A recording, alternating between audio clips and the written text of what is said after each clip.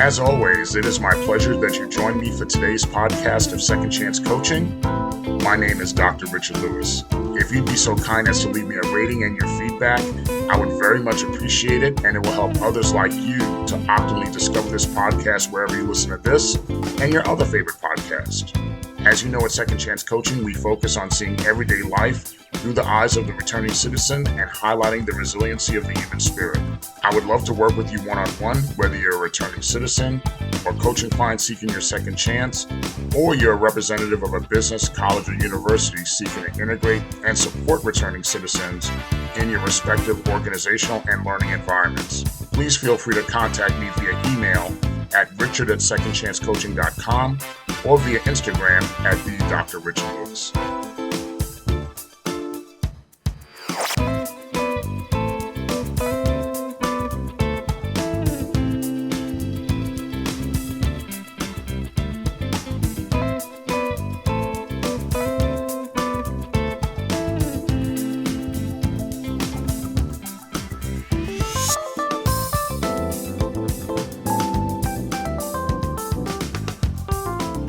Greetings, everyone, and welcome to another edition of Second Chance Coaching. It is my pleasure to be here with you again this week, and I wanted to take the time to thank all of you who reached out to me in various forms, whether it be through telephone, email, text, social media, and provided me your reaction to our season premiere last week on Your Voice Being Your Victory and how it really spoke to you. So many of you I got a chance to speak to, and I appreciated the feedback that you gave and the interaction we had regarding that subject, and really the various subjects that we had and that were on your mind. I especially enjoyed some of you guys, the conversations we had about Black Panther: Wakanda Forever. I finally got to see it. Won't give away any spoilers. Definitely go see the movie. It's definitely worth the trip, and it's worth the 2.5 hours of the movie. This past Thursday, we celebrated Thanksgiving here in the United States of America. As most of you know, it's a time in which we're with family, we eat great food, we watch sports, we get to relax, enjoy the long weekend, and really it's a time to give specific time to give thanks for our blessings and to really have that family time and be grounded. And then once that's all done, it's pretty much the commencement of the Christmas holiday season and the Christmas shopping season. The day after Thanksgiving, as you know, is known as Black Friday, where there's substantial deals on commercial and shopping items. You get substantial deals, discounts, and things of that nature. The next day is dedicated to small business, which is known as Small Business Saturday, in which we highlight and support our small businesses. And then this past Monday is considered to be Cyber Monday, which is really almost like Black Friday, but you do all your shopping online and get the same substantial savings and discounts and things of that nature. And then we come to yesterday, and yesterday, which was this past Tuesday, is known as Giving Tuesday. Now, Giving Tuesday is a day known in which we highlight charities and/or charitable causes that we're passionate about. As many of you know who have followed this podcast and newcomers who will be introduced to this now, my most passionate and charitable cause that I like to raise money for is the Nnamdi Richard Lewis Memorial Scholarship. The scholarship is named after my son Nnamdi, who was murdered 6.5 years ago at the young age of 20 years old. When Nnamdi passed away, I really searched for a healing mechanism for myself and the family, and my family, really in an effort to help us honor and to honor Nnamdi's memory and to do action love behind his memory. And I could tell you that I have such gratitude for an individual who I saw not too long after Nnamdi passed away. He is extremely involved and heavy in the reentry movement. His name is Andre Norman. If you Google Andre and on various platforms, especially on YouTube, he has a lot of videos, does a lot of help, does a lot of great work in this space. And I could tell you during that time when Nnamdi initially died, Andre's support and help and guidance and having me set up and inspiring me to set up the scholarship is something I'm forever grateful for. So thank you so much, Andre. Nnamdi's scholarship, really the objective of it is to provide financial assistance to students who have one or both of their parents incarcerated in a state or federal correctional institution while they're matriculated in college. My children, unfortunately, went through the trauma of experiencing my incarceration. And I'm appreciative and grateful that they had family and friends and loved ones to be supportive of them and give them so much love while I was gone. Even though I was gone for a short time and they were very little, that trauma is felt, and even to this day, my daughter talks to me about remembering those times and things of that nature, but she remembered the love too, which is very, very important. But unfortunately, there's so many children, so many students that I run into that really don't have that love. They don't have that support, and they don't have those resources.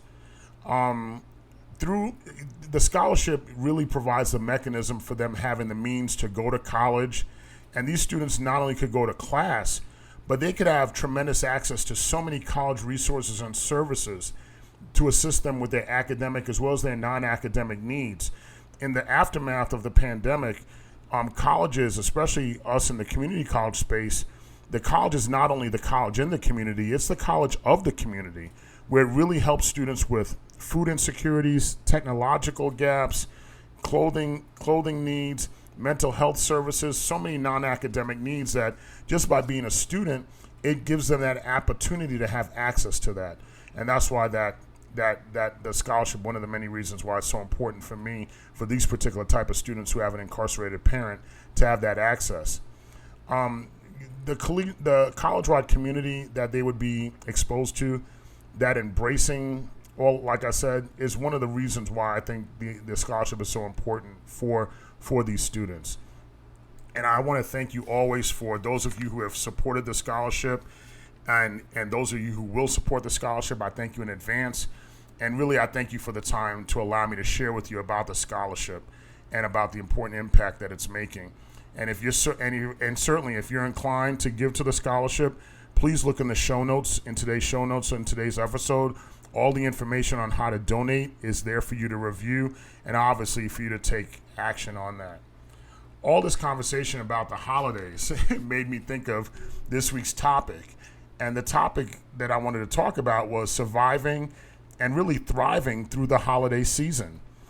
This past Thanksgiving, last Thursday, literally, I have to tell you, was literally just another Thursday for me. Unfortunately, due to a combination of logistical situations, miscommunications, and then me still working at a part-time evening job, it left me without having anybody to celebrate Thanksgiving with. So it was just another Thursday. No cooking, no food, no nothing. But, and I could tell you, without a shadow of a doubt, I was definitely in my feelings. Certainly, it could give myself time or it could give me an opportunity to feel sorry for myself. But in that time alone, it really gave me time to reflect and really think about, being in the moment, and putting my feelings aside. I went back in my memory, and I remember growing up about how exciting the holiday season was when I was growing up as a child and as a young adult. And even as a teenager, when I would become aware and involved through community service projects that the holidays could be a sad and difficult time for many, I didn't really start to fully appreciate that until I was incarcerated. I was physically incarcerated from July 2000 to January 2001. So I was inside the entire holiday season, including my birthday, behind concrete walls. During the holiday season while I was incarcerated, most, if not all, work assignments in the institution were on vacation, so to speak. So you didn't have to do any type of work. So you really had nothing to do but have time on your hands, really, to feel the burn of incarceration during the holiday season.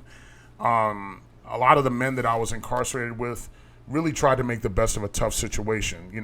Some were fortunate to have visits, visits from family. If I remember correctly, I definitely had a visit from my mom and one of my uncles, not on Thanksgiving Day, but definitely that holiday weekend.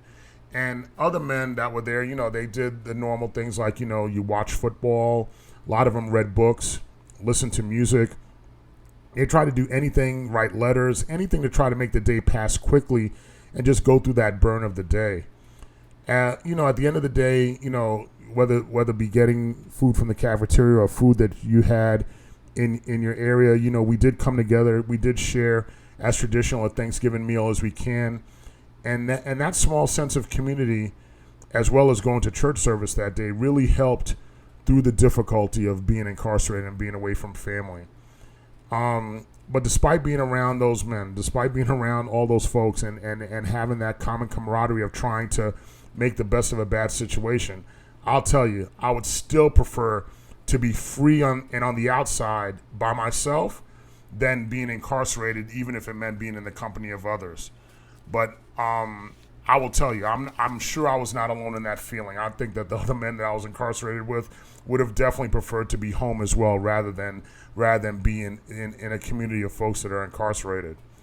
On Turkey Day, on Thanksgiving, my daughter, my sister, and my niece, they all reached out to me to express love and support. In particular, my daughter FaceTimed me multiple times during the day, and she made sure she had my granddaughter on the screen, which made the day so much more bearable and so much more enjoyable when I got to speak to them and see those smiling faces.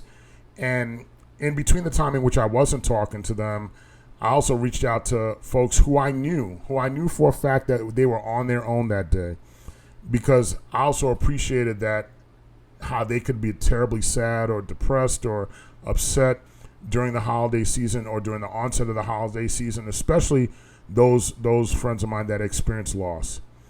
In our case, when we experienced loss when Dad passed away, even though we grew up with him after 1985, really from 1985 on, we didn't have Dad for any holidays. He had already passed away.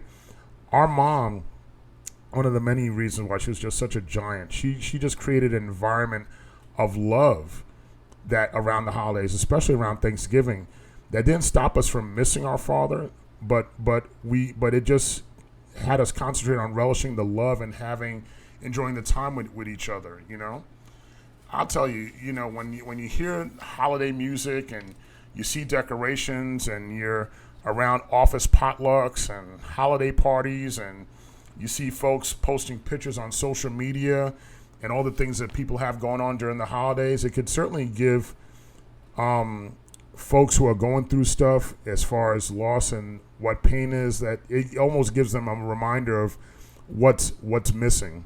Even though I know they're not unhappy for folks when they see these things, but it's just all those reminders that come into play. Now, don't get me wrong. Those of you guys who will have those moments, that are in those moments, there are times that I am right there with you. I'm right there with you having those moments. I feel that pain. I feel that burn. I see the empty spaces in my home. I see the empty spaces, that are physically around me. I feel the absence of those who are physically gone around me. But I always try to fight and concentrate to pivot my feelings to those who love me. And when I love and to those who love me and those whom I love. And, I try to do a number of things to survive and really even thrive during the holiday season. And certainly, I want to share some of these strategies with you. Now, I got a basket full of them. It's about 14 strategies I want to share with you. But I think all of them are really, really important to get through this time and to thrive through this time. Number one, just breathe. Take deep breaths to calm yourself down. If you're struggling in this holiday season, just take the time to breathe. Just take a time to be in a quiet place. And when you breathe, you lower your anxiety, you lower your blood pressure, you slow down a heart rate if you're feeling anxious. When you breathe in and out, make sure you exhale longer than you inhale to assist in this process, to really be deliberate and concentrate on just being there, just being in the moment. Secondly, eat healthy and exercise. Exercise, even simple walking. I try to get in 10,000 steps a day, even though I've been so terrible about it this year. That's going to be one of my 2023 goals. Simple walking can clear your mind. It just really helps, even if you're walking and listening to music. And of course, we know for the most part, what constitutes healthy eating. But one of my sister, one of her things that she talks to me about eating healthy is just start with cooking more and not eating out as much. Even though in the holiday season, we're so tempted to eat everything and eat out a lot, but just try not to eat out as much. And, try to cook some more. You'll definitely notice the increase in your energy, and you'll just feel a whole lot better. The third thing that I wanted to share with you is, when we're driving down the road or we're going to a certain place and we get signs and detours telling us to go somewhere different and take a different direction because maybe there's some bumps along the road, I'll say for you to learn to cope ahead. Start to build the process of coping ahead of the game. Every October, I always think about, okay, how do I cope with the season and get through this and utilize my survival mechanisms to get through the season? We know Thanksgiving comes at the same time every year, the last Thursday of the month. Christmas always comes at the 25th of December. So, make a plan to cope. If things are hard, think about, making sure you go to therapy, make sure you exercise, make sure you do the things that we're going to be talking about today that really help you through the process of getting through the holiday season. And really, and like I said, not only getting through, but really, like I'm going to keep on emphasizing the point of thriving through the holiday season. Number 4, contribute, volunteer, give gifts. One of the things my mom used to do all the time, she'd always give a money gift to our mail carrier. And I would see his happiness and appreciation that my mom would do that for him. And in the few years I lived in the house after mom died, I continued that tradition with him and thanked him for all the service that he did. And it was so filling and enjoyable to me to see the look on his face when he saw that we took the time to appreciate the work that he did for us 365 days a year. These mail carriers work really, really hard.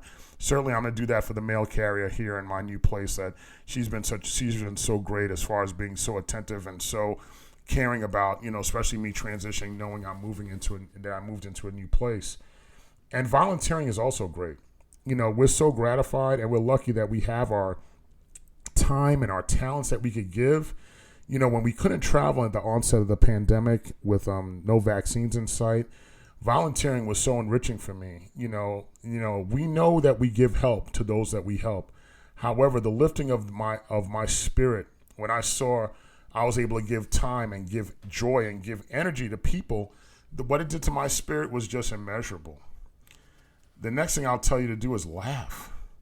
Find ways to laugh and smile. That's one of the things that my dad told me before he died. He said, always smile, always laugh. If you got to watch a movie, read or watch something funny, even if you fake a laugh or smile, your body can't tell if you're faking the smile or the laughter. Just by doing the smile, the action of smile and laughing, performing that action will definitely positively affect your body chemistry. The release of those endorphins is just such a plus on the health side. And that's done just by smiling. Just think about it. Just do it right now. Just smile and just laugh, because there's always something that you can laugh about. Prioritize the next thing. Get all the things that you want to do. Get the things off your to-do list that you always say, I got to do this weekend. I got to do this weekend. And you never do it. I know that happens to me all the time. And get that done during the holiday break. Practice gratitude. At a minimum, write 5 things that you're grateful for. It could be more than 5, but if you get to 5, and I know you get to 5, you could write more, and you'd be surprised how much you have that to be grateful for and what you would value is very important. Practice that gratitude and just keep reading it. Create an escape plan. This is what I love to do. The remainder of this holiday season, I'm definitely going to be traveling. I'm going to go see my daughter and my granddaughter, make sure that I see them and get next to them. And next holiday season, I am traveling. I'm going out of town. I need to change my settings and change my settings around me so I'm not reminded of all that stuff. So just, travel if you can. Do something different. Number 9, journal. Constructively write down your feelings so you're really aware of your feelings and you can plan out how to deal with them. As I always have said in different episodes, when I write things in my notebook, it's real to me, and I could absorb it, and that's also that goes with my feelings. If I write down my feelings, I can constructively deal with them. I could look at them and say, hey, this is what I could do. This is what I could do to handle it. What am I going to do about that? Number 10, treat yourself. Do something different. I don't like to drive a whole lot, but I like to take scenic drives. Down here in South Florida, I'll take scenic drives on US 1. I'll take scenic drives on A1A on the Ocean Highway. I'll go to the Wynwood Art District in Miami. Definitely walk around in downtown Hollywood. Definitely, easily you could always find me at the Hollywood Beach Broadwalk. And then also go to South Beach. I'll go to South Beach. I'll go eat at the Pink Taco on Ocean Drive. Good food. Treat yourself. Just do something different. Change the scenery around. And then at the same time, I'm telling you, treat yourself and do something different. I'm also telling you to keep a routine, number 11. All of these things I've told you so far, set a routine, set a schedule. I've done that. I've prepared to do that. I've set a routine and a schedule of things that I want to do when I'm here and also when I'm out of town seeing Julian and Janelle. Set a routine where I'm busy being occupied, and like I said, it just keeps my thoughts from straying into bad places. And then number 12, speaking of your thoughts, make sure that you practice self-compassion. You may not get everything done that you want to plan to get done this holiday season. And you might, and in even the best laid plans of thriving through the holiday season, you might have a bad day. You might have some bad days, or you may have some tough moments. And it's okay to allow yourself to feel that. It really is. I would say block out the people who tell you that you have to, quote unquote, to be strong. You're being strong by practicing self-compassion and embracing those feelings and just being good to yourself and being true to yourself. To thine own self be true. I was saying that to a friend of mine. We were having a conversation this evening. I was telling him, to thine own self be true. One of my aunts reached out to me on social media. I remember a couple of years ago when mom passed away, and I put up a social media post about visiting my sister and my niece, and I talked about holding the tears in and things of that nature, when I saw them. And her response, when people make comments on the social media post, and one of her comments was to be strong and, quote unquote, don't cry. But I didn't get into, back and forth with her because I understood the spirit of what she was trying to say. But I disagreed with her because my strength is demonstrated through really being connected with my feelings and giving myself that grace and mercy. The only reason why I didn't start crying is because, like I said, I didn't want to cry and then make my sister start crying, then my niece start crying, and then all of us are crying. So I certainly didn't want to do that. 13, reflect and meditate. I start off each day in prayer, reflection, and meditation as a way to really refresh and focus on the day at hand and really lay the foundation for healing and what I'm going to do in restoration and victory and really push me forward into the new day. So if you got to reflect and meditate, and if you're a praying person, pray as well. And the last thing I'll say is, number 14, the last thing I'll tell you about surviving and thriving through the holiday season is really to reframe your experience. At the moment that you're feeling a certain way, just pivot to something positive, because there's always something positive that's there. When I saw my Thanksgiving Day going down the tubes, I basically reframed it by reaching out to folks who I knew were alone and struggling. But I couldn't do that by myself. My ability to pivot was started by the encouragement that I received from my daughter, my granddaughter, my niece, my sister. That encouragement started there. And then that sparked the fire of me saying, well, let me reach out to others who I know could be alone and who could be struggling. And in those instances, we talked, we prayed, we really encouraged each other. And that was so very important. The holidays could be a joyous time. It really can be. But it also could be a struggle based on your individual situation. Hopefully these basket full of tips that I shared, a lot of them that I've done, and hopefully some of them you can share and do as well. And that those of you who are normally struggling to survive initially, hopefully these tips could not only help you survive, but also could help you thrive. Remember, I'm here with you. I'm here with you. And I'm here with you and for you if you're struggling. You don't have to struggle alone. And you won't struggle alone. You won't. You reach out to us. Reach out to me. You know how to reach out to us. It's in the intro and outro of our show. So reach out if you need that help. But embrace the season. Embrace the struggle. And most importantly, really embrace the victory through your thriving this season, because you will thrive. Remember, we're with you every step of the way. We're here with you with this season. We're here with you every day of the year. We're here with you through your reentry journey. We're here with you basically every step of the way. I want to thank you for being there for me. I want to thank you for those who reached out to me and strengthened me and encouraged me. I want to thank you. And I thank you for joining us here every week on Second Chance Coaching. Remember, this is your season to thrive, not just survive. And I look forward to talking to you next week.